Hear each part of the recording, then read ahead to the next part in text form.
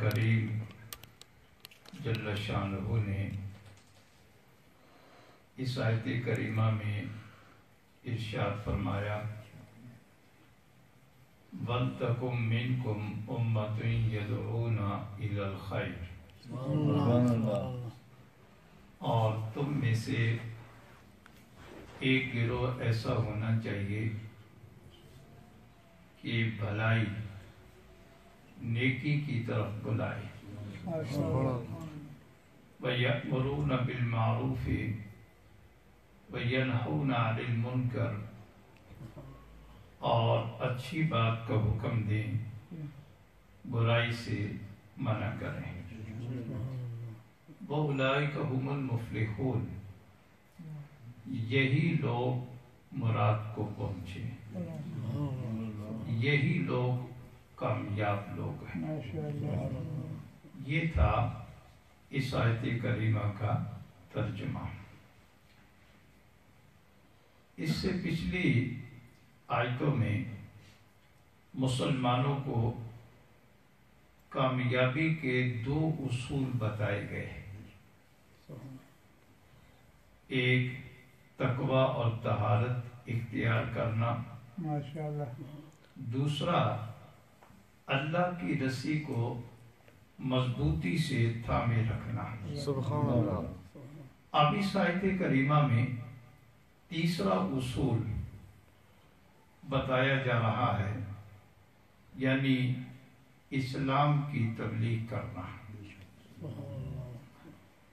پچھلی آیت میں مسلمانوں کو اللہ کریم جل شانہ نے ایک خاص نعمت یاد دلائی کہ اسلام کی وجہ سے بانی اسلام صلی اللہ علیہ وسلم کی وجہ سے ان کی دشمنیاں ختم ہو جانا، آپس میں بھائی بھائی ہو جانا، ان نعمتوں کو یاد دلایا۔ اب اس آیت کریمہ میں اس کے شکریہ کا حکم دیا جا رہا ہے، اور اس نعمت کا شکر یہ ہے، فرمایا تم دوسروں کو بھی اسلام کی دعوت دو، اسلام کی دعوت دے کر انہیں بھائی بھائی بنا دو۔ صرف تم ہی اسلام سے فائدہ نہ اٹھاؤ، دوسروں کو بھی اسلام کا فائدہ پہنچاؤ۔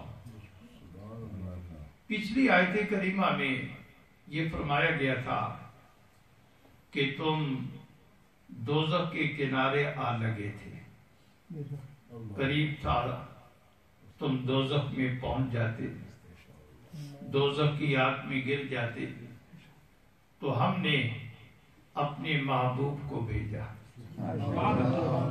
سید المرسلین کو بھیجا، خاتم النبیین کو بھیجا، رحمت للعالمین کو بھیجا، اور اپنی محبوب کے ذریعے تمہیں دوزخ سے بچا لیا اور جنت کے راستے پہ چلا دیا، برائی سے ہٹا لیا، اچھائی کے راستے پہ چلا دیا، دوزخ کے راستے سے بچا لیا، جنت کے راستے پہ چلا دیا۔ اپنے محبوب کے ذریعے تمہیں شیطان کے راستے سے ہٹا دیا اور رحمان کی بارگاہ میں جھکا دیا۔ تو اسی طرح گزشتہ آیات میں اہل کتاب کے دو عیوب بیان ہوئے۔ نمبر ایک، ان کا خود گمراہ ہونا، اور نمبر دو، دوسروں کو گمراہ کرنا۔ تو مسلمانوں کو فرمایا جا رہا ہے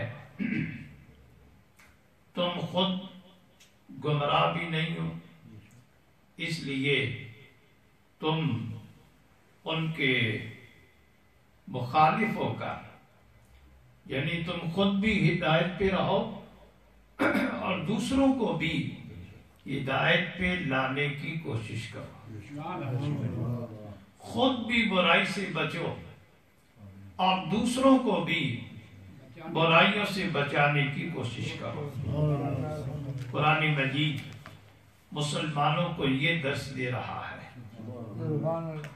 اللہ کریم جل شانہ نے اس آیت کریمہ میں مسلمانوں کو اس طرح سبق دیا۔ اللہ کریم جل جلالہ نے فرمایا وَلْتَكُن مِّنكُمْ أُمَّةٌ يَدْعُونَ إِلَى الْخَيْرِ وَيَأْمُرُونَ بِالْمَعْرُوفِ وَيَنْهَوْنَ عَنِ الْمُنكَرِ وَأُولَئِكَ هُمُ